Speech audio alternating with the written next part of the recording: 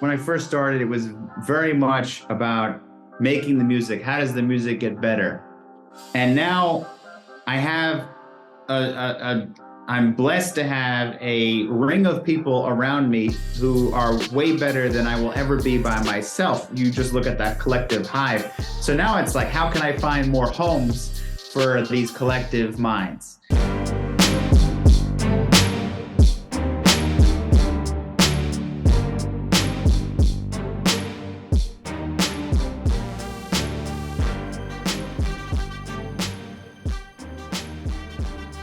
Welcome back to Unleashing Truth with Michael Steven. I'm here with my man, Ryan Nach.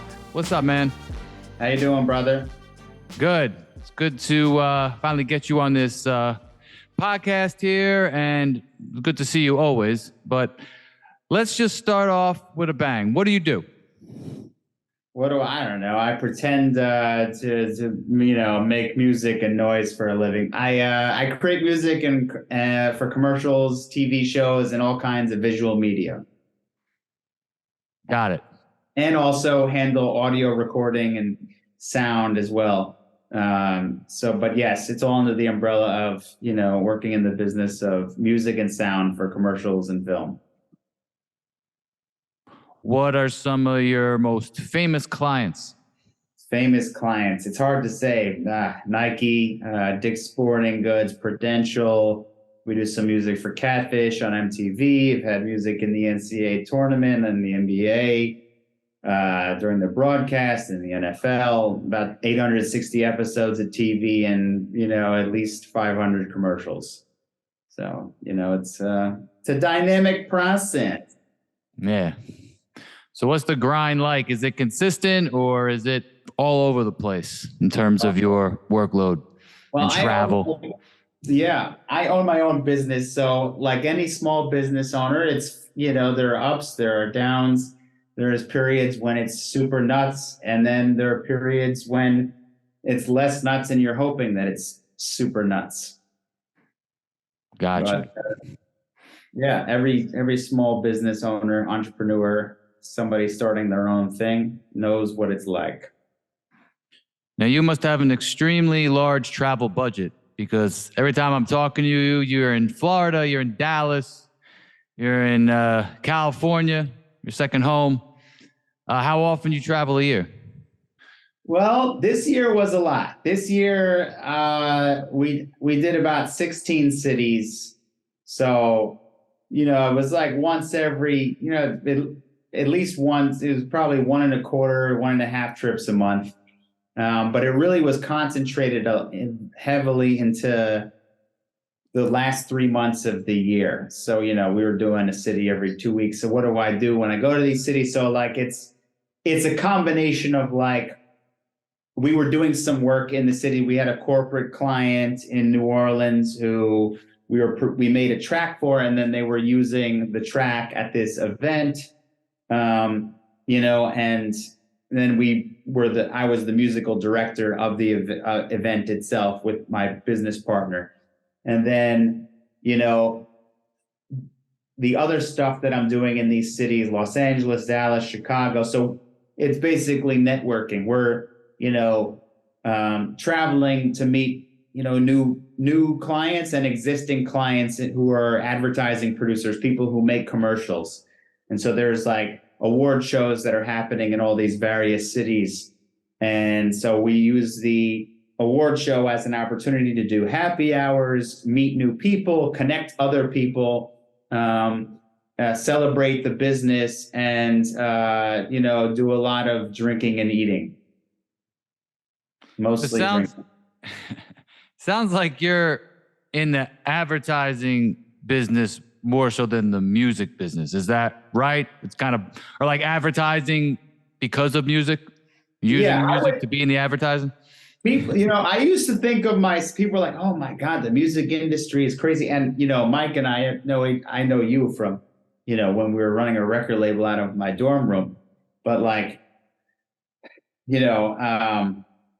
it's really, yes, more under the umbrella of advertising and music post-production. Yes, music is a part of it, of what we do. It's the fabric of what we do, but we are eating off of the advertising industry's plate. We are connected to their ups and downs more than we are connected to that of the music industry. I mean, very little of our work comes from the record labels itself. We are hired by, someone who describes themselves as an executive producer or a creative director or a senior producer who works for an ad agency like a McCann Erickson, a BBDO, and they are making a commercial for Apple, Coke, Procter and Gamble, et cetera, whoever, and they need music for their brand or the video that they're making, the commercial that they're making. So we help them to do the music, the sound, sometimes the voiceover recording.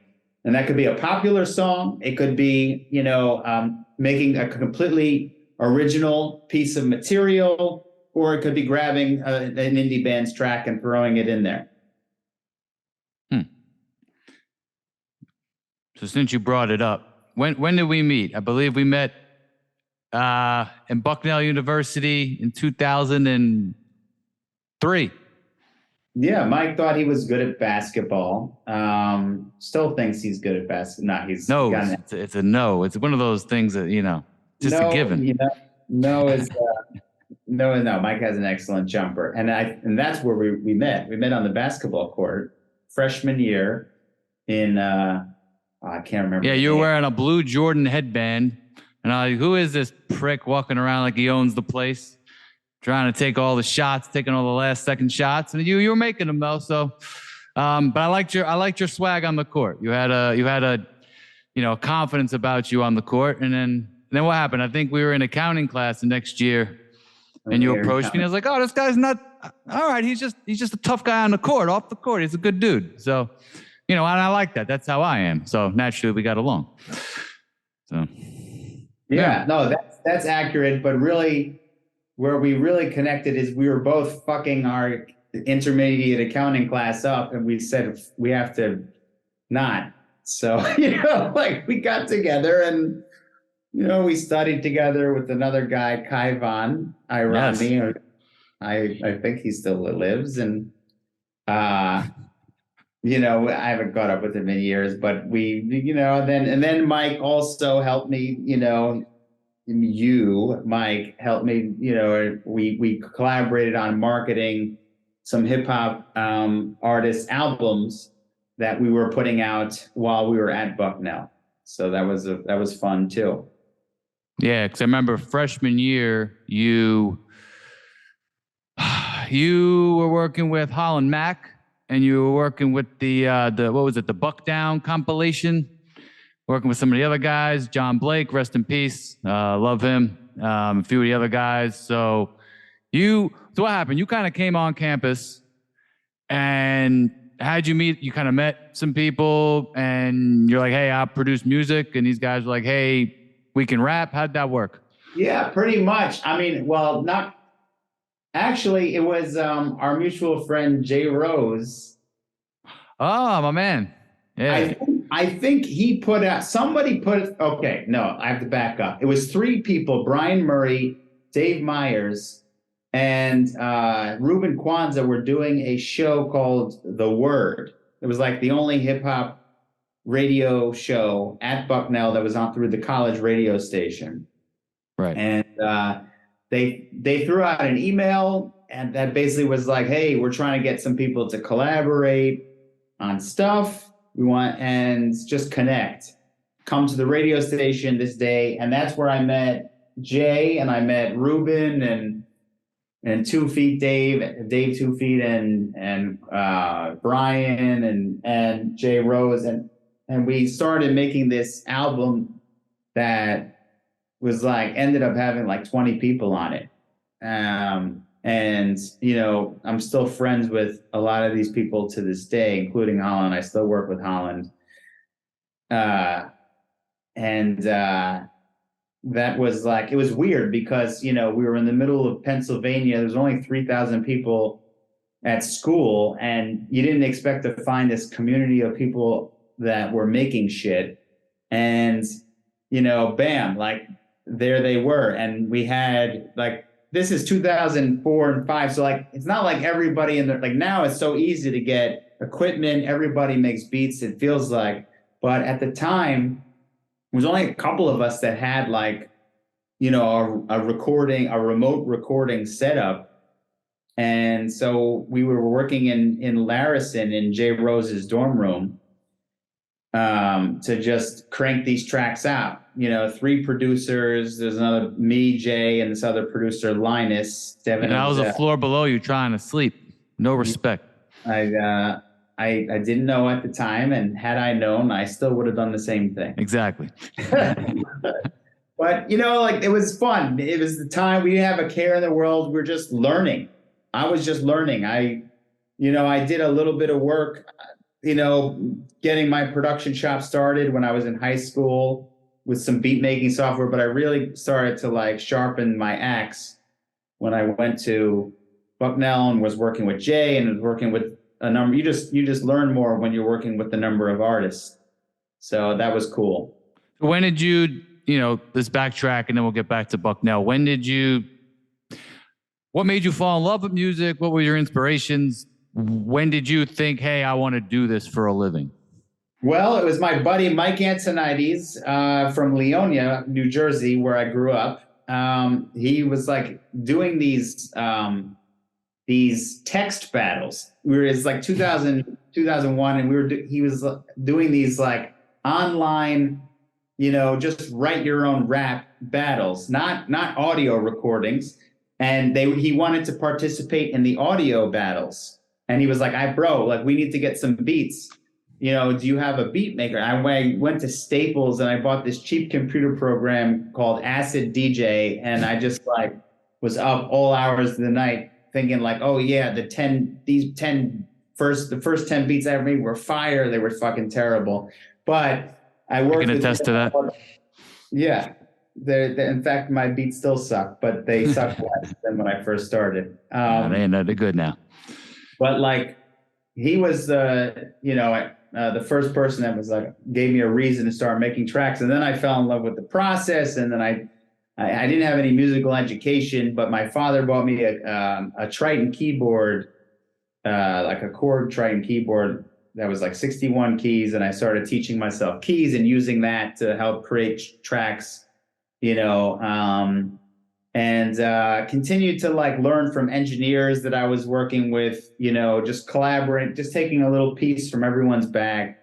And but the dream didn't really crystallize for me until, you know, I went to, like, even when we were at school, like, you know, and I was making tracks, like I thought I just wanted to be, you know, Pharrell or Diddy, whoever, you know, Scott Storch, Dr. Dre. I thought I wanted to be making tracks for artists. I didn't realize that I just liked making tracks, you know, and so I was. Well, you got the whole, let me see if I understand this correctly. In the music industry, you know, your beats, your productions, your work with a rapper, they belong to that rapper, they belong to the record label. Whereas with advertising, you can sell the same piece of music to different arenas. Sure. Like so you own your shit, so to speak. Well, that's somewhat of an oversimplification, but the general idea is like there's a difference between like making tracks for rappers was all that I knew. Right. But there's a whole, like there's music for, you know, TV. That's a different art. There's music that's for film and all different kinds. It's not like, oh, this is one style of music. You know, it could be a jazz score. It could be an orchestral score. It could be Middle Eastern. It could have African overtones, whatever.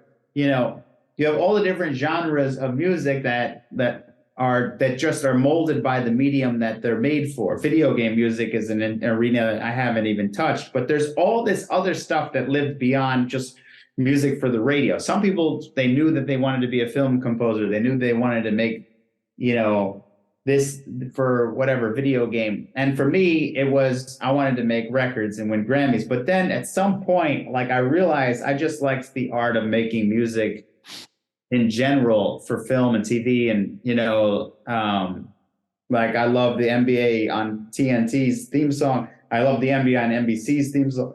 And that was like an inspiration for me growing up. Not like, oh, I want to do that, but that was like an iconic theme. And so I started dipping my toes into all this stuff that was beyond like, oh, this is just a beat that lives under a rapper. And so, we did the theme song for the basketball team the year that they were like the best team in school history when we were there. And they played. Y'all don't want none with the bison. That's right. We did music for all the school projects that we were for our, some of our business classes, presentations. I did music for the girls dance team. So I started doing all of that. And the Bison song was on ESPN for like 15 seconds. Remember that? Yes. So that was like my sort of an introduction into the world of sync. But it was still like, oh, I didn't know I could make money doing this. Like I was like just having fun. We'll get into the money part later, but that's where the dream started, and those are some of the inspirations.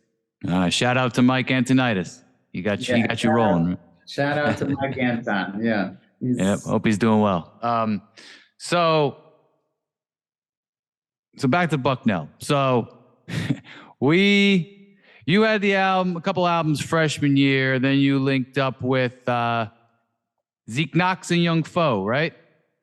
Yes. Thaddeus and Mahdi. Yes. Shout out to Mahdi Woodard doing his thing on Insta, blowing up his gram, for doing awesome consulting work. And our mutual friend, Thaddeus Davis, RIP, no longer with us, but really, so we were producing an album with both of them. And, where'd you guys meet? You met your junior year or our junior year? I think it was junior year. It was like after he and, after Thaddeus and Holland had that battle. And Thaddeus had some, choice words for Holland. I do recall. Yes. But it's no holds barred in those battles. Yeah. So he had some choice words, and it made for a good battle. And what's that Jay-Z song? Let's you know what? Did you know what? Do you know who? Let's leave that between me and you. Something like something to go along those lines. Yeah, that was a Jay-Z Nas thing. So at the time I was working with Holland almost exclusively, and then he graduated, but Zeke was still, and Thaddeus was still there, and he said, I want to do an album with Mahdi.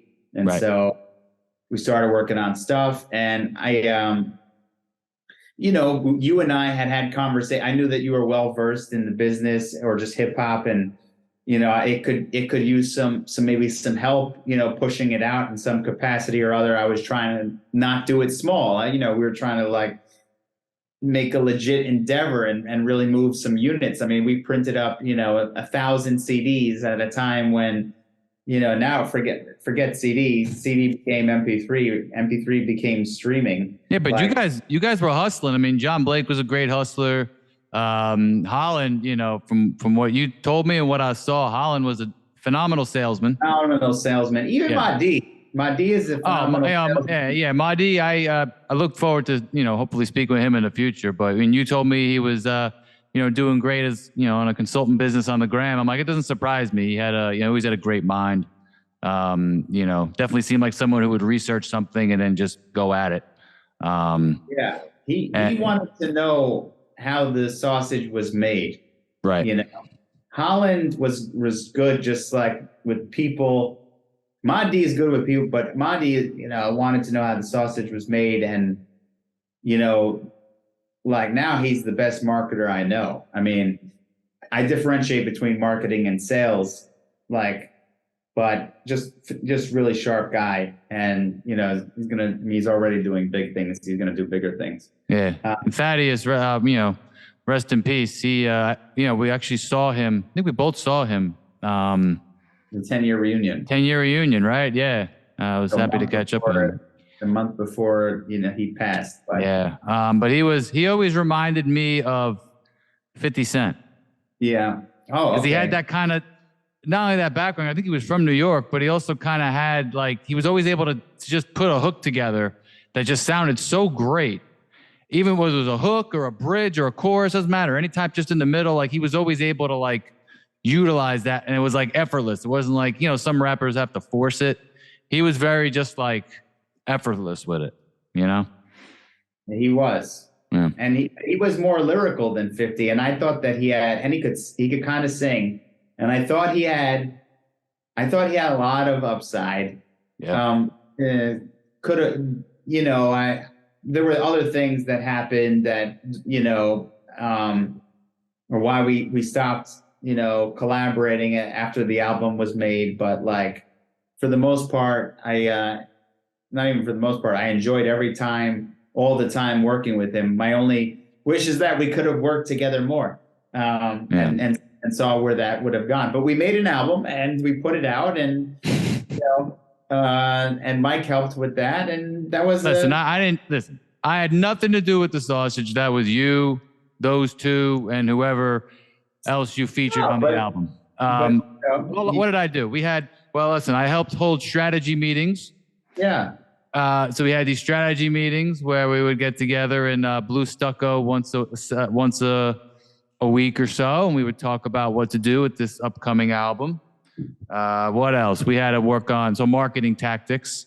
So then what was our first plan? We're like, we need to come up with a slogan like the Chuck Norris slogans. Remember, like, Superman wears Chuck Norris pajamas and all these silly things, right?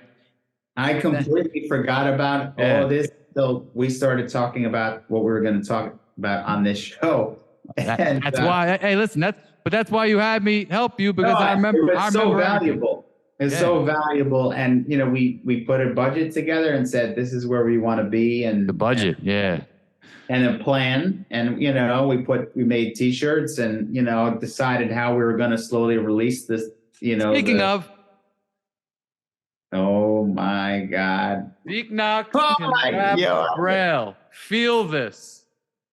I haven't seen that in I don't even know how long. Here's the back. My own worst enemy. November 15th. There's the logo. And then there's a couple of sponsors there. Forgot about the sponsors. Yeah, remember we were walking around downtown Lewisburg looking for sponsors? And so there was a Zeke Nach shirt, and then there was a Mahdi shirt. And we had the number that comes to mind is 75. Again, this was like half my life ago, so I don't remember exactly. But I feel like we made somewhere around 75 to 100 shirts, right? And, I remember, me, I'm super organized. I got to make my list. And I got it down on a sheet of paper. And I'm like, all right, who are we giving these shirts to? Because the album was going to come out, and we're like, okay, it's still T-shirt weather. And, who do we write down? We wrote down the Bucknell basketball team. All right, got to get a bunch of larges and XLs and XXLs for the basketball team. Then we need, we need this certain sorority. All right, this many hot sorority girls. All right, we need this cool, these teachers, these fraternity guys, these random people. Oh, yeah, our whole organization. And we had this whole plan, right? Remember that? Ringing a bell? Yeah, and we worked with the T-shirt company. Yeah, we had to budget that out.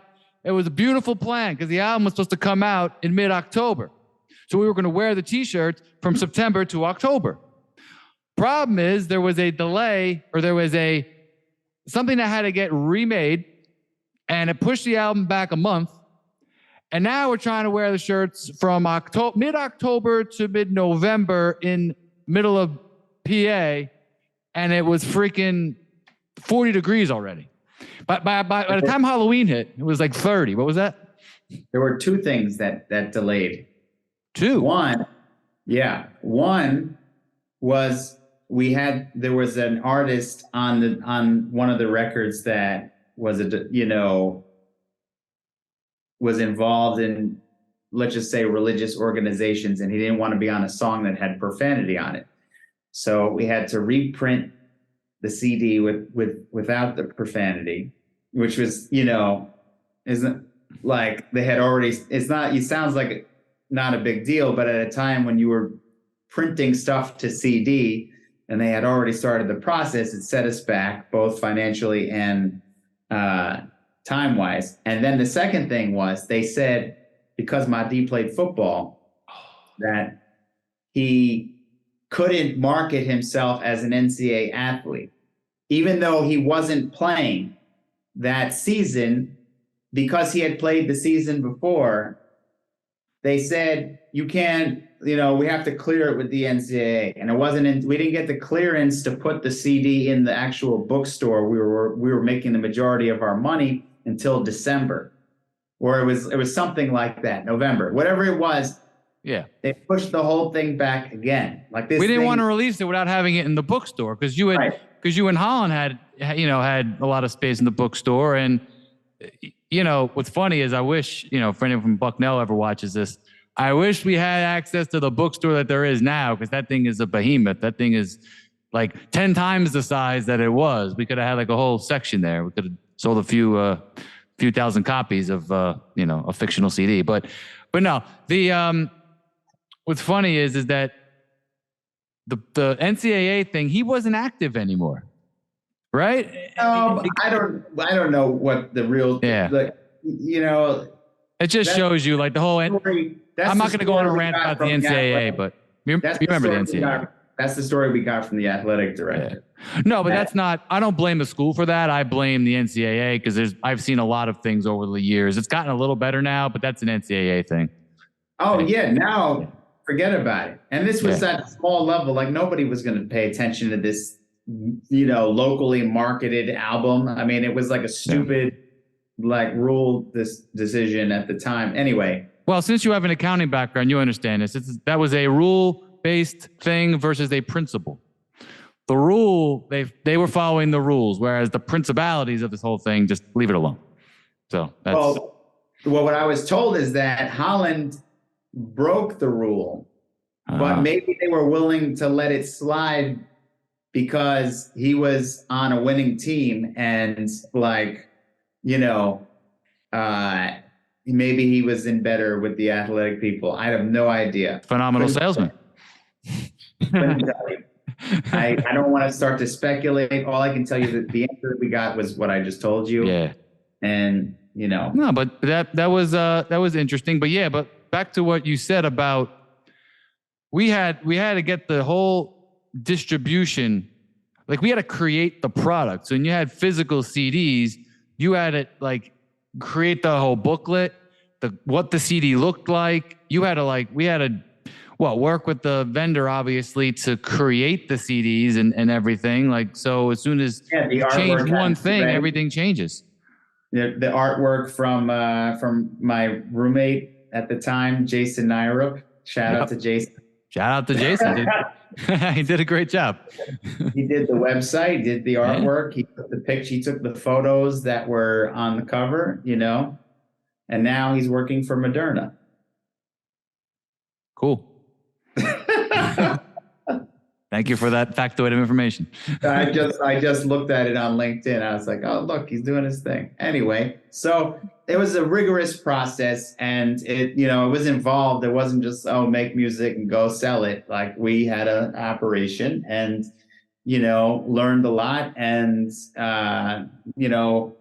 broke even, but it was a great learning experience. Oh, and then we had entrepreneurship class where you, Tyler Palumbo, and I put together the business plan for Knock It Out Music. Mm-hmm. I put together a ridiculously detailed amount of financials. I don't know why. I think I still have it. I still have it, by the way. So as long as it doesn't flood today, I'm going to go. I should have brought that out. But I remember that we got a 96. We got a 96 because we completely neglected music videos and YouTube videos. And in retrospect, that was a very fair hand slap that we got, because we should have saw that coming. We should have definitely thought about YouTube videos back, even in 2007. That was one foresight that we should have found. Well, YouTube wasn't really a thing in full effect yet. Right, but we should have. It wasn't, but it was also hey, because we were thinking about it hey, MTV and this other stuff. This is going more toward reality TV at that point. And they weren't focusing on the music videos. But then where would those videos go? Well, the internet was booming at that point. So you put one and one together. In retrospect, it's we might have just missed that one, because that was one thing where. Of course. course. And, Yeah. you know, there was a, But I mean, this is we were convinced. We're like, hey, we're going to keep this company going. And then we both went into public accounting and it was like, okay, I guess we're going to have to leave Knock It Out Records alone for a little bit. But segueing into my next point. So you then worked for Ernst & Young. And then what did you do after that? What's that? And you for KPMG. KPMG for a year. Then I moved on to Better Pastures. But what was your plan then? So you graduated college, you worked for Ernst & Young, but you still wanted to keep doing this, right? Still making tracks at nights and on the weekends, but didn't have nearly as much time as I did in college. As you know, working in public accounting when you're right out of school is basically like, you know, signing 90 hours of a week of your life away for 3 months out of the year and another 50 or 60 not throughout the year. You're working your tail off. And, you know, so I was just doing the bare minimum. And then I got laid off in the you know, like Lehman Brothers was our client. And, you know, that was a kick in the balls. But I said it was also like a blessing in disguise. I worked for a smaller firm for a little bit, and then I'm still making tracks. May 2011, I said, I don't know how I'm going to get there, but I'm determined to make a living from music. So I opened a bank account. And a business bank account. I opened an LLC. I started an LLC, and got a business credit card. I said, I don't know how the money is going to start coming in here, but there is something about the process of I'm manifesting all stuff to come in here by opening this bank account, this business, and network when I wasn't working my accounting job, I was networking. Going to showcases, talking to people, taking every meeting with everybody, and just like, I don't know, throwing a lot of shit at the wall. And then it led me to a family friend who said, you should reach out to this guy. We know him. He's a family friend of the family friend. And, you know, he makes commercials, and maybe you can do music for some of his commercials. And at the time I had never done anything like that, but I said, of course I can do this. So he gave me a fluke opportunity to, you know, score a couple of like over-the-counter pharmaceutical products, the music for these short commercials.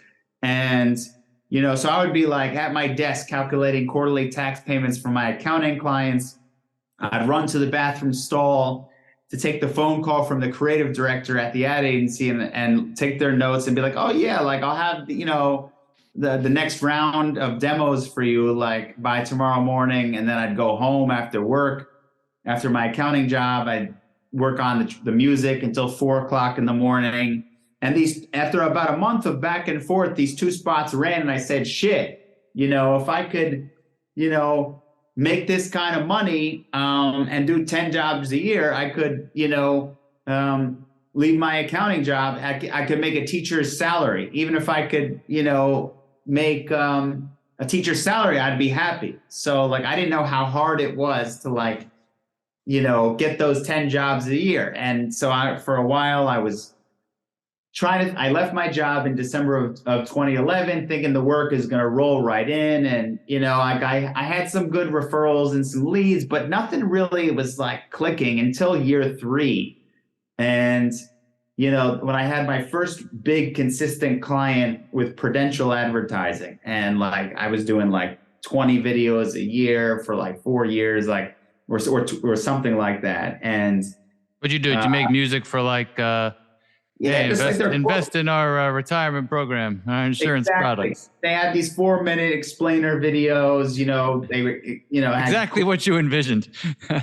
Cool graphics. I'm like, all right, this is a cool start. And, you know, there were other little commercials that were coming in and out that were not from Prudential. Right. But it wasn't really until I said, you know, let me not try and go at this alone. Let me go and meet some other people who are doing what I'm doing and maybe collaborate with them in some capacity, and maybe they could help with what I'm doing, and me go out and network and sell and try and bring in opportunity while learning from these other composers and pitching us as a collective. It wasn't until I started doing that I really started to taste the fruit. So, the moral of the story is, it's always better when you collaborate with other people. You might not be making as much money up front, but in the long term you can just scale and the product is better.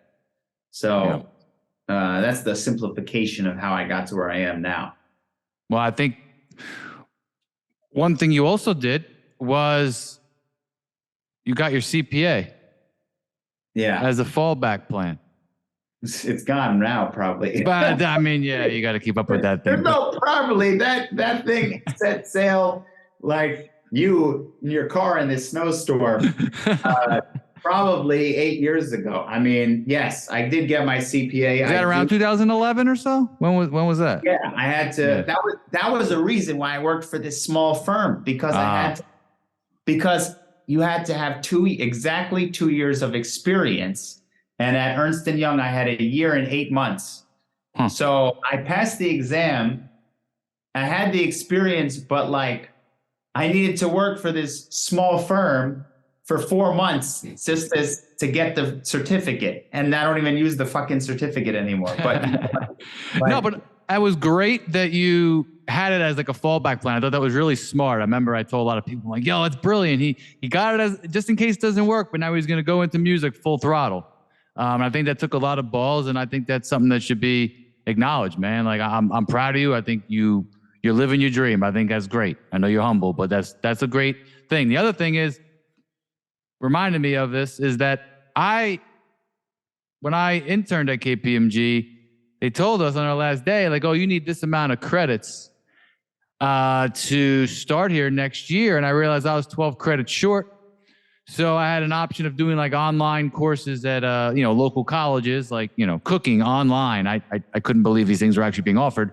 But they're like, oh, you can have this summers off program where you can go to different schools. And Villanova was on the list. So I picked Villanova. So I ended up getting a degree from Villanova in grad school. And I thought that, and I never passed the exam. I almost passed one of the 4 parts, and then I got blown out on the other one. And I was like, all right, forget this. This is not for me. I want to focus on my grad school, my job. But I went to Villanova, and ever since I graduated there, they became a business school powerhouse and a basketball powerhouse. And the funny thing is that the coach of Villanova, when they won 2 championships, was Jay Wright. He was a Sig Chi at Bucknell, probably an athlete, I'm sure. Actually knows my brother's, one of his former coaches knew Jay Wright, was there friendly. And I'm watching the game in 2016, in March of 2016, or maybe it had been April, maybe early April, 2016, March Madness. And I was like, yo, Ryan, that song sounds familiar. It was the Final Four. It was in the stadium and it was on TV. And you're like, I made that track. And then they played it again for the finals. And then, of course, Villanova won in a game-winning shot. And I thought that was awesome. I was like, wow, so much Bucknell involved there. The coach, the music, me. Not that I'm that important, but I thought that was really I thought that was awesome. I was like, yo, do you even know your song's on TV? He's like, I know. It's cool. I'll get paid for it in, No, I didn't 9 know. months. Yeah, I didn't know it was going to happen. I mean, let's differentiate between the majority of what I do, which is music that goes into a brand's commercial, versus music that goes into the programming of the stuff between the commercials, the show, right? If you're watching the NFL, if you're watching the NBA, Catfish on MTV, reality TV, whatever it is, 2 different animals. I do both. This was I had been working with a third party to create orchestral music for TV shows, and it was my first go at it. And the way that it works today, you're not looking at, because it's live, it's made for sports, live sports. You don't know what's going to happen. You don't know when something is going to be placed. You give them a folder of shit, and you hope, because it goes into a folder of 1 million other tracks, you hope that it lands, and that you're even in with to even be in with the right people to begin with is a win, because I always wanted to make music for things that I actually watch, like the NBA, for example. So, or anything basketball, because you and I are obsessed. But like, I made 25 orchestral tracks like in a weekend. They were like, yeah, we need it like right away. I made it. I forgot about it, like, because that wasn't my day to day. And, I'm watching the NCAA tournament with my dad. I'm like, what the fuck is that? Like, I'm like, I know that track. They're playing the starting lineups. I know. And my dad's like, how do you know? And I'm like, I know the track that I made. And like, I played it for him, and, and that was a really cool moment, because very rarely do you get to have that moment where you actually see your shit in the world. It's way too dynamic of a process. Even when they play your ad, you don't know when they're going to play something, and who even watches TV today. But like, that was, I just found it amazing that it was like, that's why I believe in like the higher power. Cause it's like the fact that you were even watching that. I know you're not even a big college football fan, college football or basketball. No, I know you're not a fan. And it's like, something told you to watch that game. But I watch so much NBA, and yet I don't watch like NBA TV highlights. And yet I've had music in like, it's got to be 150 of the highlights, over the last couple of years. Like, how are you going to watch everything? You can't, right. Like, I love how they don't even tell you though, because you put it in a pot, and then someone that you don't know just picks it out, as opposed to the advertising where you work directly with them. Like, exactly when it's coming, because it's a highly scrutinized process. But like, I don't find out about the airings. I try to tell Mike all the time, like, it's like, oh, what are you working on now? And Tim, like, I don't know. They probably put it somewhere. And I find out like a year or 2 years later, they used it in a Giants versus Browns game or whatever, like, a year after the fact, you can go back and check it. But like, if it's not reality TV, who's going to go back and watch? Oh, let me see if it was in this live sports game from 2 years ago. Like, highlights and regular games are not the same as the NCAA championship. So no, this was the starting lineup. They played the thing for like 3 minutes. In the stadium and on TV. I remember, because that was one of the songs you actually gave over to me. So I was like, hey, I know that song. And then the clock. I thought that was awesome. So that was I don't know. Next stop, NBA theme. That's it. And you're gonna help with it. NBA theme. I'm in, man. How many times over the last 15 years have I texted you like, 12 at night? Like, hey, is this your song?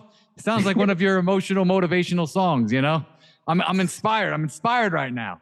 Yeah. All right. So last topic before we get to my final section. What are your goals going forward?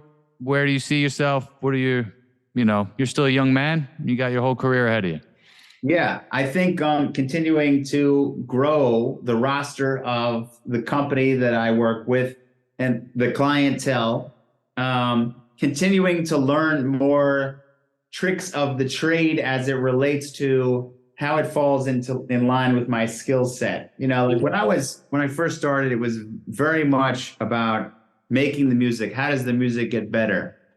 And now I have I'm blessed to have a ring of people around me who are way better than I will ever be by myself. You just look at that collective hive. So now it's like, how can I find more homes for these collective minds? And then, the skill set, like the thing that I never ever thought that I would be doing is like adding on services like voiceover casting, recording, dialogue, and we also license big songs too via my buddy Mike Boris, another Mike.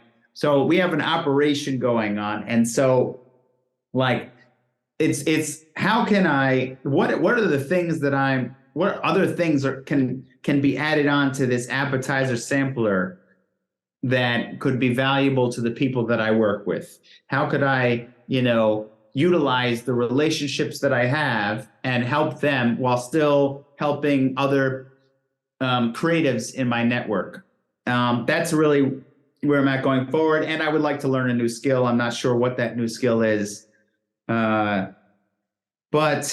perhaps it's cooking. My girlfriend's got me, she's a great cook, and she's a musician also, viola and violin player on Broadway. And she's a very good cook, and I've been watching her, but I think I want to like get one of these dishes going myself, maybe a penne alla vodka. Man, you can make yourself a theme song, get a TV show, and be all set. Yeah, well, TV, dinner, and music. Yeah. Yeah. Hey, well, listen, I've building up a network here. I got friends at my, local gym, for instance. Maybe, you can work with them and get a theme song going. Yeah. Something like that. Just the little things. I'm joking, but not really. Like, that's what I love what you say about collaborating, because I realize like we're all stronger together than we are individually. So, it's like one person can input this, but then you get two people together. Maybe they can do 3 or 4 times as much. Just those 2 people. And you get 5 people together and they can do 20 times as much because they're able to, share ideas, bounce off each other, make each other stronger. So I think that's an important aspect of business and life. So, yeah. But even your podcast was like just an idea for like 5 years. You had been expressing to me, oh, I want to do this thing.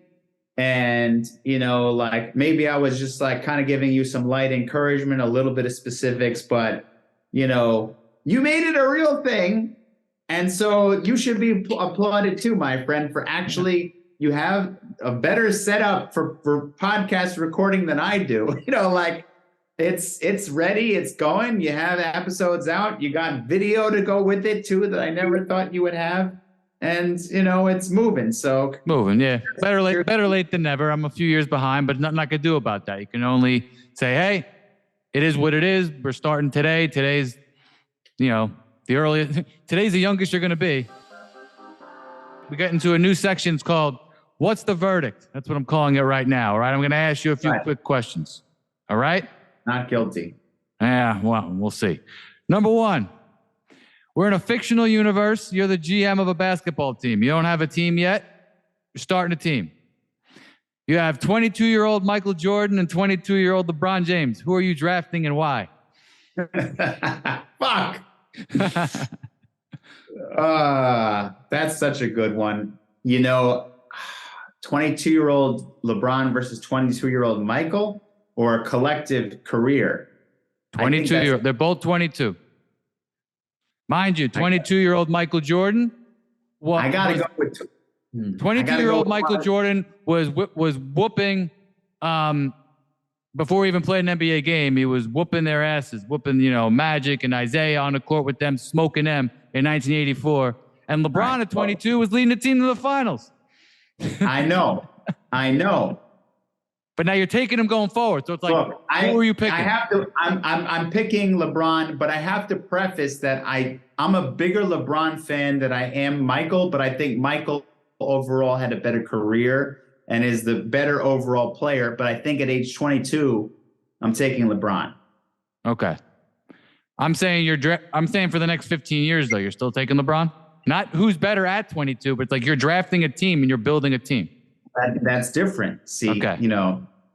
I think, because Mike was great. Dude, all right. I guess we got to go with, if you say career and not just 22-year-old, who are you drafting?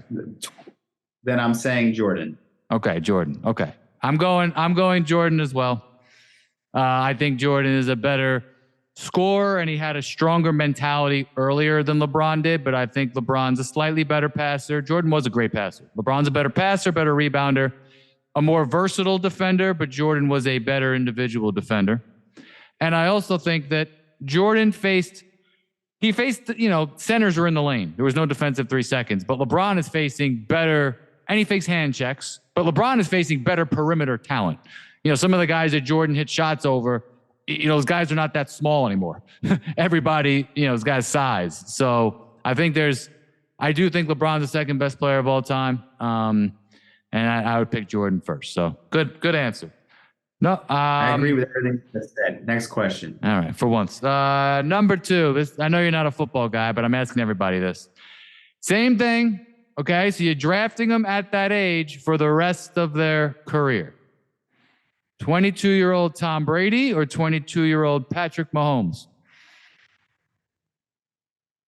I mean, look, I don't follow football as closely, so you're asking somebody with an unqualified opinion. But I mean, I don't think Mahomes' whole story is written yet. It's a lot easier to point to the longer I know. career. That's why it's a hard question. So I'm going to say Brady. I mean, it's the easy answer, right? Brady is the safe answer. I personally, I'm torn on this one. I'm gonna go with Mahomes. I don't know if this will age well, but Brady. I look at Brady like Bill Russell. I think he's Bill Russell and like LeBron. I think that's who Brady is. I think Brady's had some advantageous divisions and kind of like LeBron was in the Eastern Conference. Again, I think Brady is the best football player ever by accomplishment, but Patrick Mahomes could be Michael Jordan, because everyone likes to say Brady and Jordan. I'm like, nah, Jordan inspired a fear. Like, I can't do what that guy does. How does he move like that? How does he hang like that? Brady never inspired that. He was more of just like a workman-like, amazing leader, very clutch. But again, no disrespect to him, but I'm going to go with Mahomes, but I don't know. This could age poorly, but I'm going to go with Mahomes. All right, number 3. Go with it. Fasting, overrated or underrated?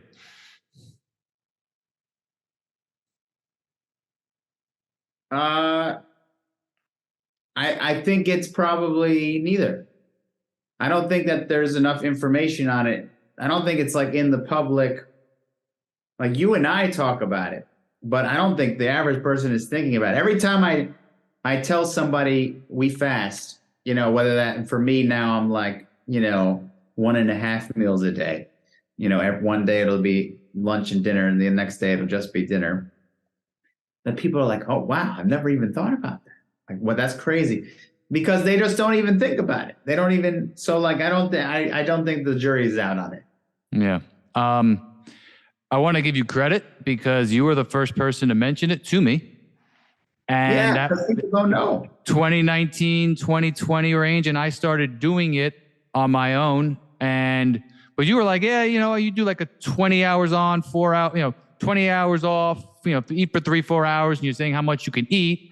And then you would also told me about, hey, this one guy does he does like a 72-hour once every few months to clear his system. And I thought about it like, whoa, that's crazy. Then I did a 72-hour. And then I realized whoa, I had all these thoughts. I felt like this bolt of energy, because I wasn't using food. I wasn't using food as energy. I was using my own inner strength and inner light as energy. And I feel like I had more brain power, more thoughts. Eventually you need to have black coffee, a lot of water, maybe some sodium, potassium, supplements to keep your body up. But I love it because then I joined a gym, ironically, because, phones listen to us when we're talking. So, of course, I started typing that in, and then all of a sudden I came across a gym, and that owner, my buddy Kyle, is huge into fasting. And so I think it's underrated because you said it. It's like, you think about it. You got so much done during the day because you weren't consuming food. You were just going, and you're like, I'm eating at night, and then you save time. So I do think it's good for your body. And so I want to, give you a shout out because you told me about, autophagy and these other things. It's good for your body. And I'm like, man, so Ryan, you know what? I think you probably got more into the science. I was literally like, oh, this dude Blake is ripped and he gets to eat whatever the fuck he wants. It's like he was this Instagram influencer that I was working with who was I was making music for his show, which is an intermittent fasting channel, if you will. Or I was making music for his channel, and I was fascinated by what he was doing, and I tried it, and it had effect. It was working for me, so I started relaying it to you. But you really, I dug in. Yeah, I dug in. Well, and listen, you can eat more. You can eat more crap. That's the other part. That was the real reason. It's not because it's healthy, but because I got to eat. You get to eat whatever you want, and still not be completely whatever. So cool. Well, I'm going to try to help make it mainstream. Yeah, do it. I think it's great. 4, on a scale of 1 to 10, how often do you find yourself agreeing with the national narrative, whether it's sports, politics, anything? more often than not. All right. I don't know. That's a generic question, but I know. I think in general, it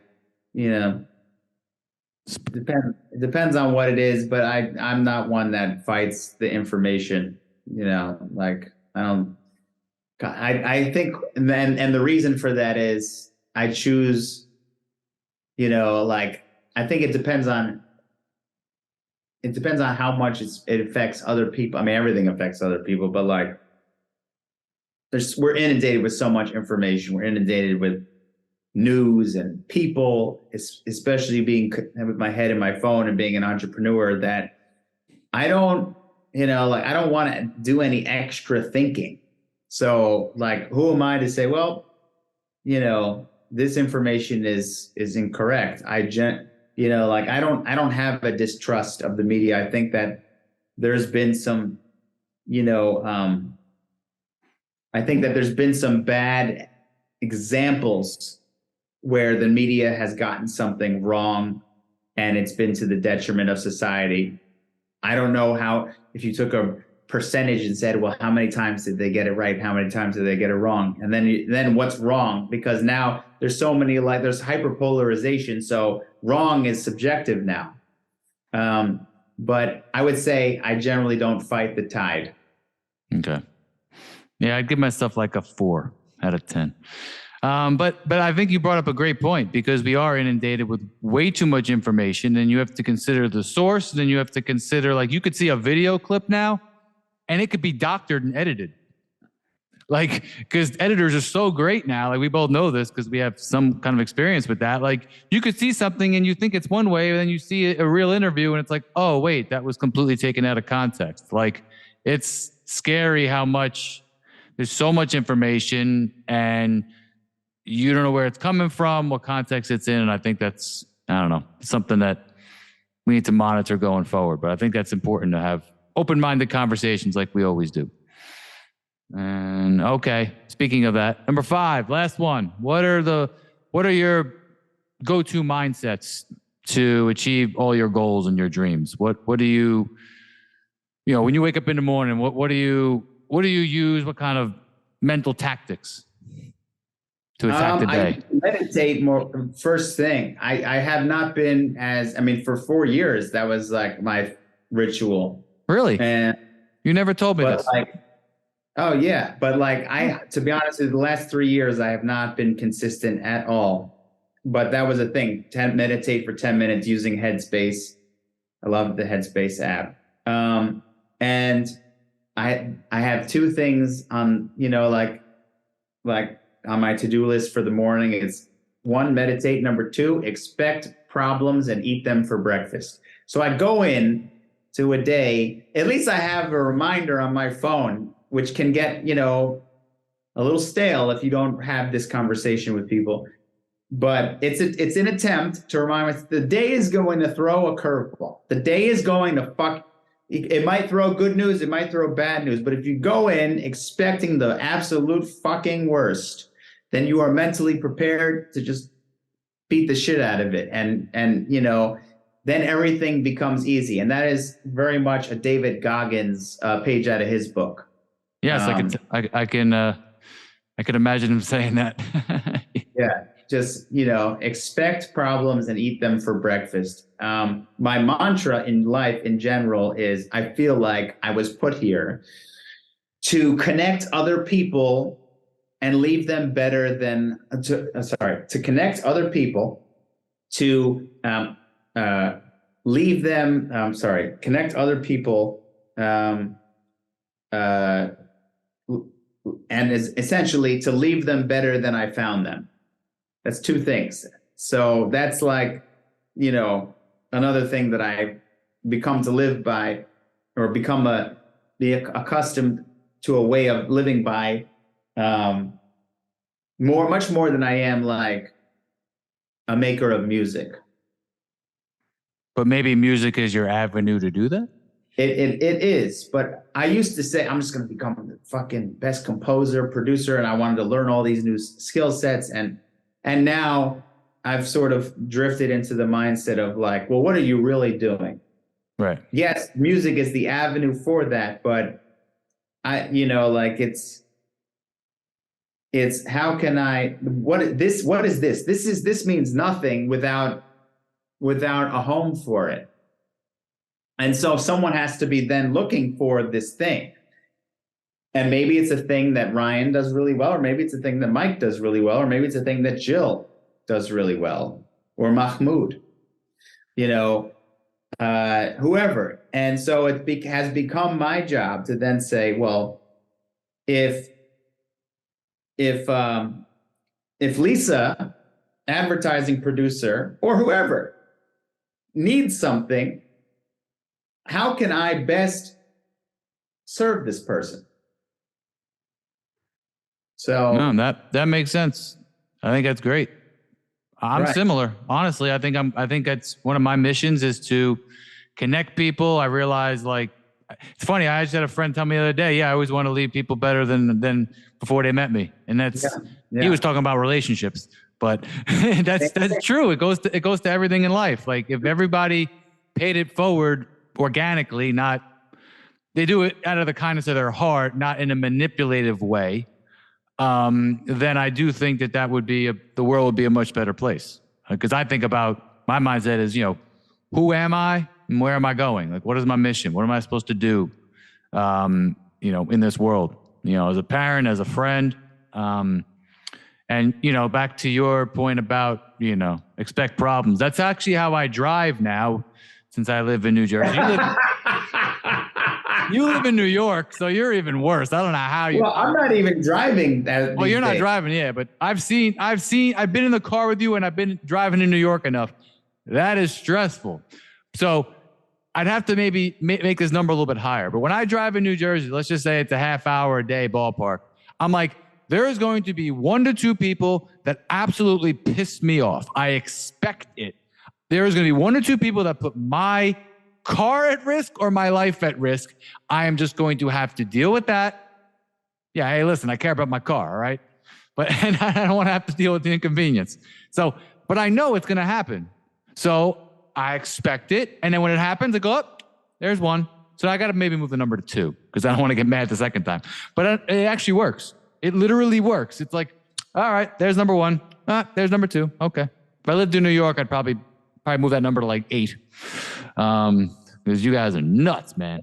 Well, most people in New York do not have a car. But for the first year of living here, I had a 1994 Corolla that was an absolute piece of shit.